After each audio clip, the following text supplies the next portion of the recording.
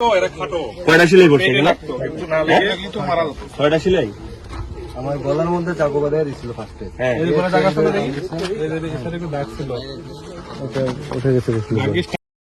বন্ধুর হাতে বন্ধু হত্যা চেষ্টা, কিশোর গ্যাংয়ের 3 সদস্যকে চাকু সহ গ্রেপ্তার করেছে যশোর জেলা ডিবি পুলিশ।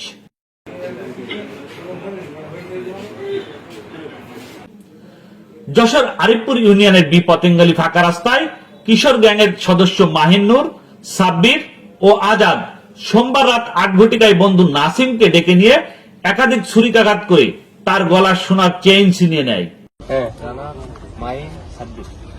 চারজন, মানে ও হইল মেন উদ্যোক্তা, ডেকে নিয়ে আসার লোক। তারপরে তুমি ডেকে নিয়ে আসলা কি বলে? এমনিও আসি ঘোরা কথা বলি। কয়টার সময়? 9:30 10টা আমার সাথে এরকম টাইমে প্রতিবারই দেখা করে। পরে আজকে এদিকে ঘুরতে আসতে বসছি। কি নিয়ে মারলা? কি নিয়ে? পূর্বে শত্রুতা ছিল ওর সাথে আমার। কি নিয়ে শত্রুতা ছিল? শত্রুতা ছিল হচ্ছে এর আগে আমার একটা ঝামেলা ছিল, যারা ঝামেলা করতো তাদের সাথে ওর ভালো সম্পর্ক, আমার থ্রুতে পরিচয়, তাদের সাথে আর কি ও সব কিছুই করেছে। হ্যাঁ, কানেকশন রেখেছে। তারপরে হচ্ছে আমার সাথে যোগাযোগ করে না, কি ফাঁক ফাঁক রাখে, উল্টা পাল্টা কথা বলে এর কাছে, এরকম একটা ঝামেলা ছিল। রক্তাক্ত আহত নাসিম দৌড়ে পাশের একটি বাড়িতে আশ্রয় নেয়। স্থানীয়রা নাসিমকে উদ্ধার করে চিকিৎসার জন্য যশোর জেনারেল হসপিটালে নিয়ে যায়। কিশোর সন্ত্রাসীদের ছুরিকাঘাতে নাসিম হত্যা চেষ্টার খবর পেয়ে ডিবি পুলিশের এসআই আল মামুনের নেতৃত্বে একটি টিম গত মঙ্গলবার আরিফপুর এলাকায় অভিযান চালিয়ে কিশোর গ্যাংয়ের 3 সদস্যকে একটি চাকু সহ আটক করে। উক্ত ঘটনায় আহত নাসিম বাদী হয়ে যশোর কোতোয়ালি থানায় মামলা দায়ের করেন। এই বন্ধু সাইডে বন্ধুরে হত্যা করার জন্য নিয়েছে। এই গ্রামের নাম কি? এই জন্য দেখেন বন্ধু কত শত্রু। বন্ধু এটাকে নিয়ে এসে আগের থেকে প্ল্যান করছে, ওরা নিয়ে আসবে, নিয়ে আসলে এবার ভাড়া করছে, এরা আইসে একটা আরেকটা পালাইছে, সেটা ধরতে পারিনি। আমার মনে হয় টেক্সট করার পরে ওরা আসছিল আর কি। কে কে আসলা? আমি বাসায় ছিলাম, ওরা সাব্বির কল দিল, কাকু কোথায় তুমি? বাসায়, একটু বেরোতে পারবা?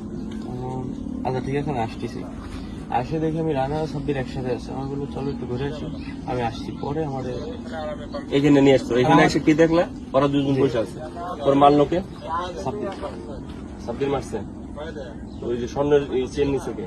ওটা সাব্বির নিচ্ছে, ওটা আমরা আগে থেকে জানতাম। আমরা আগে থেকে জানতাম না যে চেন নেবে কিংবা টাকা মারবে, আমাদের চট খাওয়া লাঠি এরকম একটা ই ছিল। চাকু তো এখানেই ফেলেছিল।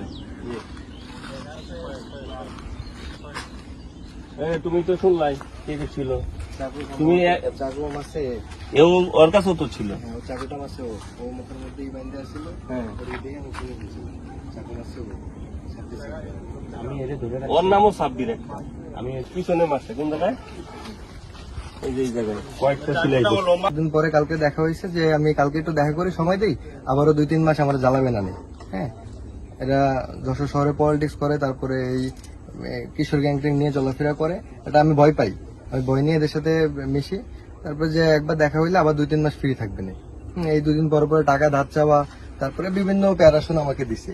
তারপরে অনেকদিন পরে দেখা হয়েছে, ভাবছে যে আবার কবে পাবো না পাবো এরে। হ্যাঁ, 3-4 মাস পরে আমার পাইছে হাতের কাছে। হ্যাঁ, তার